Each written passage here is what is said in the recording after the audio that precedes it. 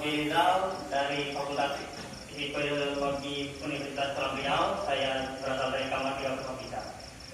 Kepada saya dari depan saya ingin menyampaikan materi mengenai tes, yaitu tugas dari psikologi kesehatan diminta oleh dosen saya. Jadi saya akan menyampaikan materi tentang stres. Stres. Ini sebenarnya bagi kita mahasiswa ini stres ini sudah hal normal gitu. Stres atas tugas, stres atas biaya kuliah, organisasi, keperluan lain-lain yang bisa menyebabkan stres. Namun stres sendiri dalam bahasa ada yang tahu?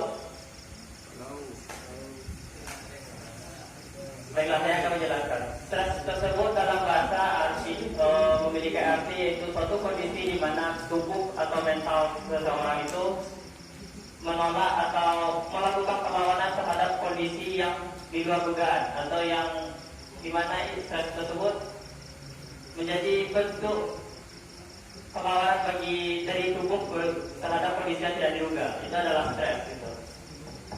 Stres sendiri terbagi atas dua, yaitu ada stres secara fisik dan stres secara psikologis. Stres secara fisik itu langsung mengenai badan gitu ya, langsung pada diri pribadi gitu, fisik, secara fisik. Seperti saat kita berjalan gitu, tak sengaja kesandung meja, kaki bengkak. Nah itu stres yang terjadi pada fisik. Lalu stres yang terjadi pada mental itu seperti apa Koki gitu kan?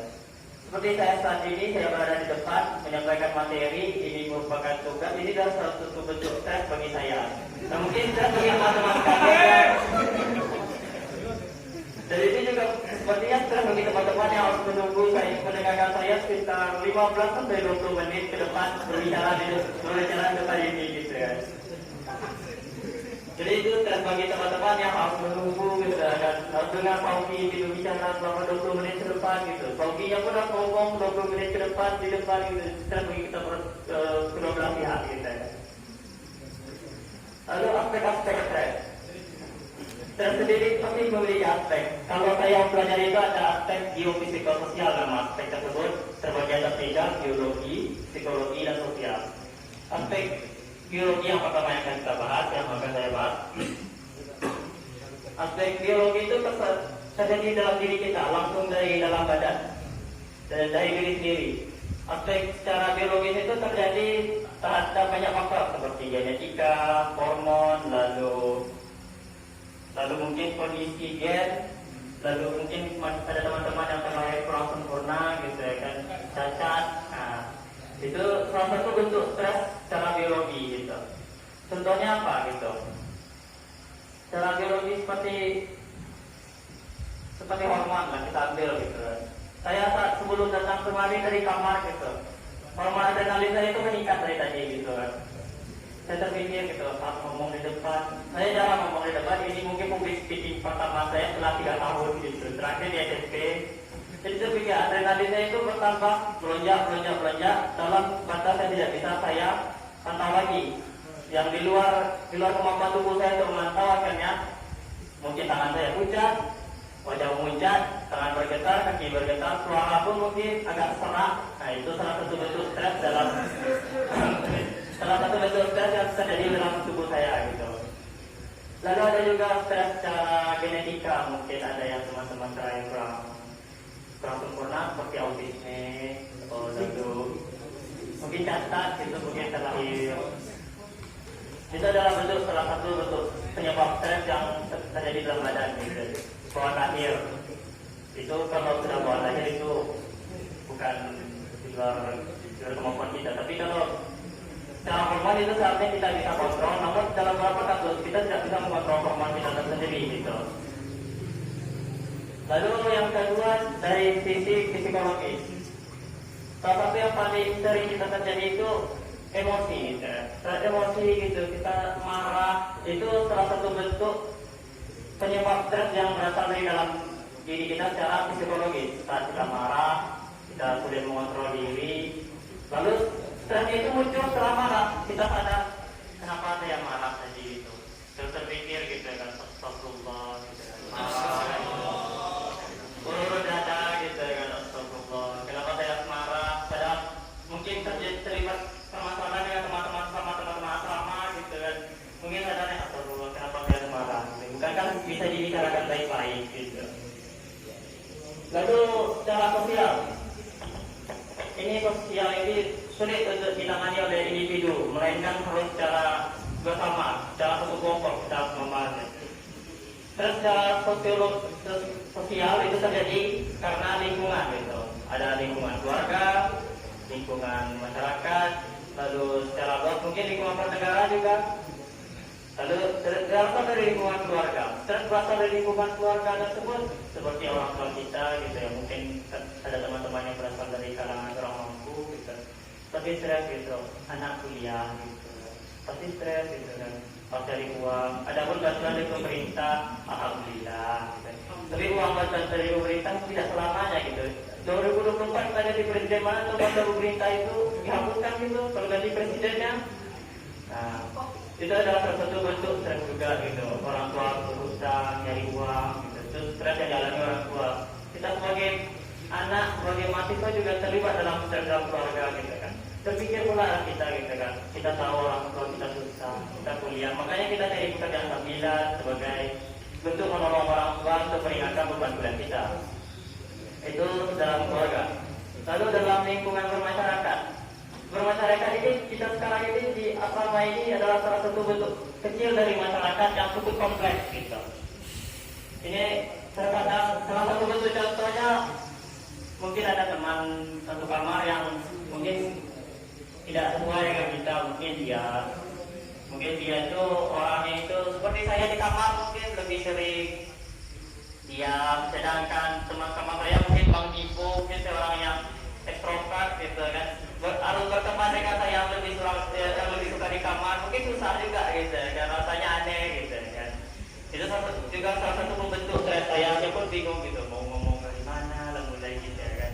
Kalau nggak bisa pula mulai percakapan awal gitu kan. Itu salah satu bentuk stres dalam lingkungan masyarakat gitu.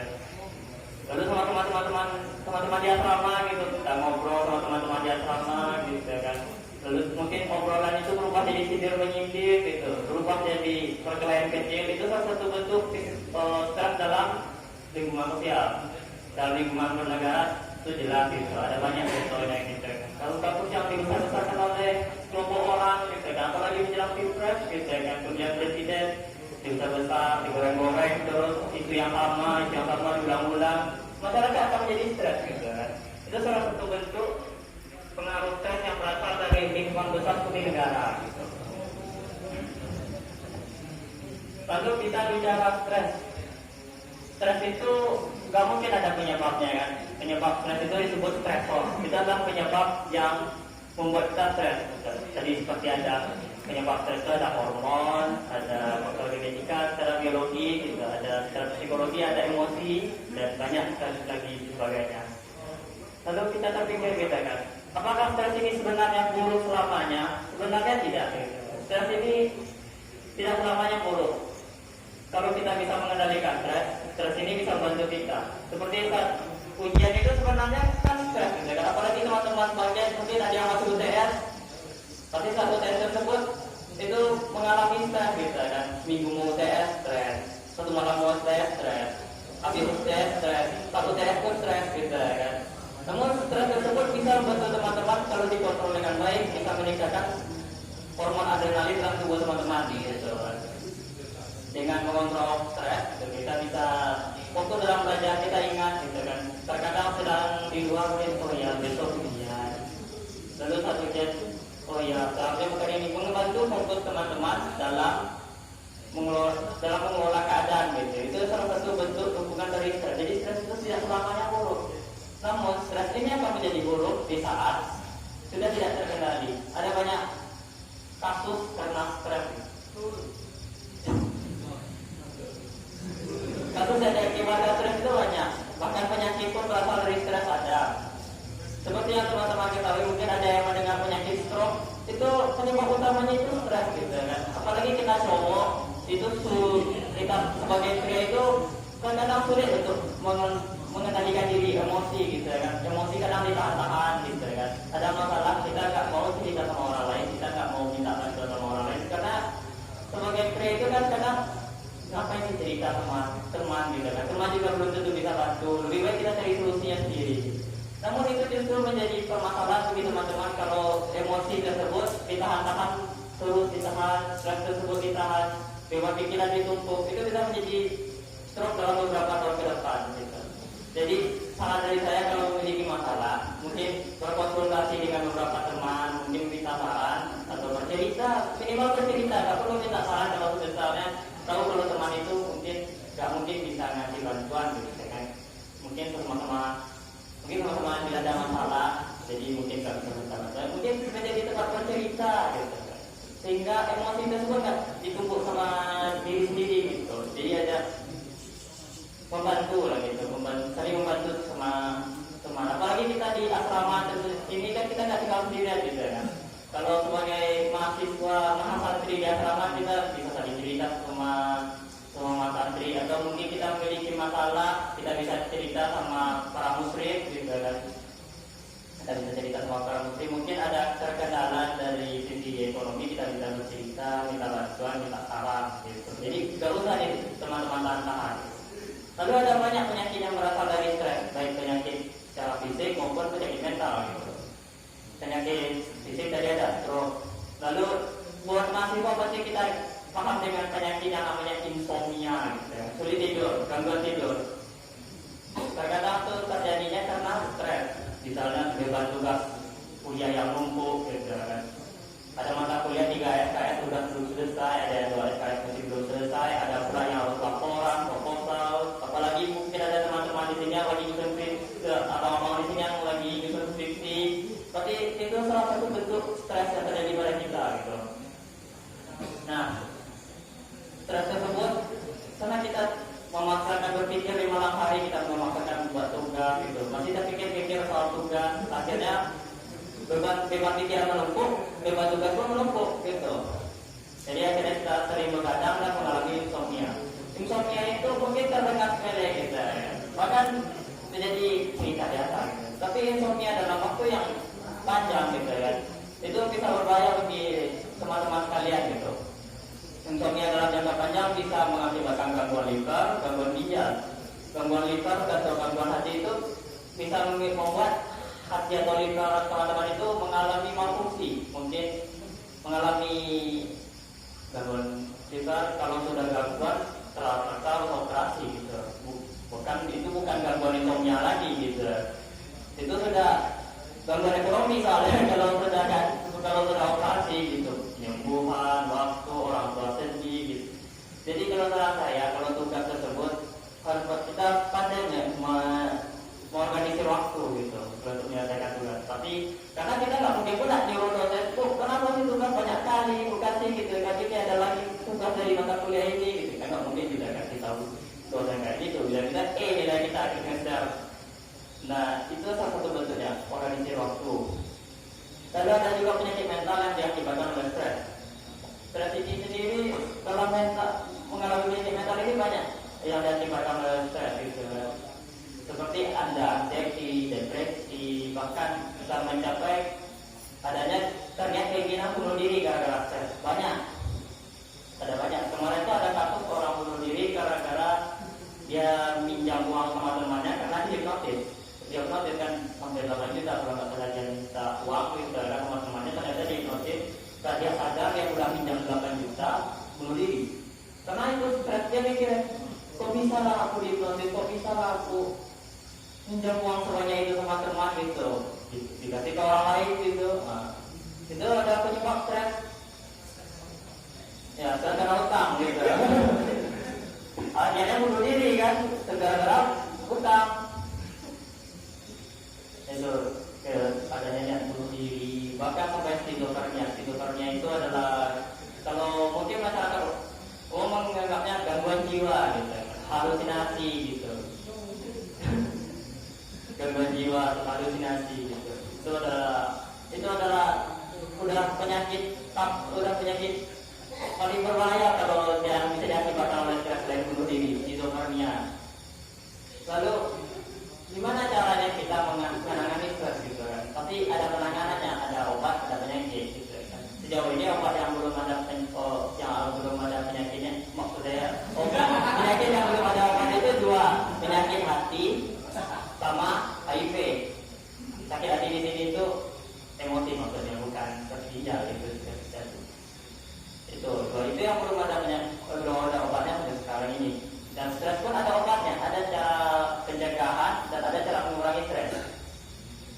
Itu dalam psikologi itu disebut sebagai coping stress untuk mengurangi potensi stres yang terjadi pada teman-teman kalian. Coping stress itu tersebut ada terbagi juga dalam bentuk medis maupun dalam bentuk terapi. Dalam bentuk medis sendiri itu ada obat namanya Xanax. Itu digunakan untuk mencegah hormon dan memblokir neuron-neuron dalam otak kita itu agar memperkecil aliran informasi, jadi memperkecil ruang lingkup stres dalam diri kita tersebut gitu. Cara obat-obatan. Namun kita tidak mungkin terus bergantung pada obat-obatan. Ya, itu ada dalam bentuk terapi gitu. Terapi ini bisa dijalankan pada diri masing-masing gitu. Yaitu kontrol diri, bersama kontrol diri. Dan terapi tersebut ada dalam bentuk olahraga. Olahraga tersebut adalah bentuk terapi paling ringan yang bisa teman-teman lakukan gitu. Ya seperti minggu kemarin kita mengadakan main futsal sama main volley, itu salah satu bentuk terapi untuk mengurangi stres sebenarnya, bisa untuk mengurangi stres gitu. Bermain, bercengkrama sama teman-teman sekali, sama teman-teman satu asrama gitu, itu salah satu bentuk mengurangi stres. Lalu ada yang disebutnya itu yoga. Pasti sudah kenal dengan istilah yoga. Sebenarnya yoga ini kalau secara sejarah merupakan cara orang Hindu Nepal dan orang India mereka beribadah gitu kan. Ada gerakan-gerakan gitu. Sebenarnya saya tidak melarang yoga gitu. Jadi masalah ini dia jalankan yoga, sholat jarang gitu. Ini bermasalah. Karena yoga itu sendiri merupakan cara orang Hindu beribadah gitu kan. Yang telah dimodernisasi menggunakan ilmu kesehatan gitu. Padahal sholat sendiri juga mencegah stres gitu kan. Kita melakukan gerakan-gerakan yang teratur secara ketat gitu. Daripada yoga menurut saya lebih baik sholat duha kita, pahala doa kita insya Allah juga akan terkabul gitu. Itu salah satu bentuk yang mengurangi stres kita, salah satunya sholat gitu. Selain dari yoga gitu. Ya dari sekolah kita juga berdoa. Kalau mungkin malu teman-teman membagikan keluh kesah sama teman-teman yang lain, sama teman-teman, kita bisa berkeluh kesah kepada Allah. Itu adalah salah satu bentuk. Kita mungkin curhat bukan teman-teman, tapi langsung sama Sang Pencipta gitu ya kan. Siapa tahu curhatan kita ini diberikan solusi oleh Allah Subhanahu wa taala. Jadi kalau teman-teman punya masalah, kalau misalnya ragu bercerita sama teman yang lain, lebih baik berdoa, curhat sama Allah gitu. Bangun malam, sholat. Itu salah satu bentuk pengurangan stres bagi kita yang muslim. Lalu ada juga seperti menjalankan kegiatan yang dirasa hobi. Untuk teman-teman kalian saya tahu mungkin hobinya olahraga juga gitu ya.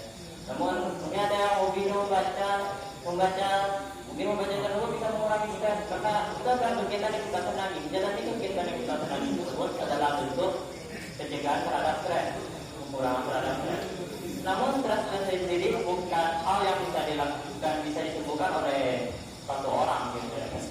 Seperti terhadap lingkungan sosial, bagaimana kita kalau memang lingkungan hidup kita itu yang bermasalah, bagaimana kita mau mengubahnya. Jadi stres itu sendiri bisa ditangani kalau diri sendiri dan orang-orang terdekat kita itu saling membantu dan mendukung satu sama lain. Seperti misalnya contoh, teman-teman hidup di suatu RT atau RW, dan di RT RW tersebut ternyata ada mungkin orang yang pemabuk atau orang yang sudah pernah keluar masuk penjara nggak kira-kira gitu kan. Itu pasti akan menjadi stresor bagi orang-orang di komplek tersebut. Aduh, ya udah keluar dari penjara. Masalah apa lagi dia? Kemarin ini dia begal orang, maling ayam gitu. Sekarang mau apa lagi? Ganja dari sini. Itu salah satu bentuk kan di masyarakat gitu ya. Jadi kita itu harus saling bahu-bahu, apalagi kita teman-teman satu asrama tinggal satu atap gitu kan. Bahkan di musola pun kita bersama, di luar musola pun kita masih anak asrama gitu kan. Jadi harus saling membantu. Mungkin ada temannya yang terlihat dalam masalah, mungkin bisa dibantu, walaupun mungkin bukan bantuan finansial, tapi setidaknya bantuan saran dan sebagai tempat untuk bercerita untuk bagi teman-teman itu adalah bantuan tersendiri, adalah bantuan tersendiri gitu. Mungkin kita bisa bantu doa juga gitu. Itu salah satu bentuk bantuan. Lalu ada juga bantuan sosial lainnya, mungkin kita bisa, mungkin ada temannya yang kemalangan atau yang memiliki kesulitan ekonomi bisa dibantu temannya gitu kan. Itu bisa mengurangi stres bagi teman kita gitu. Itu sangat membantunya.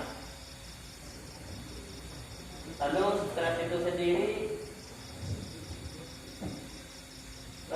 sendiri bisa dibilang bukan hal yang baru bagi kita gitu.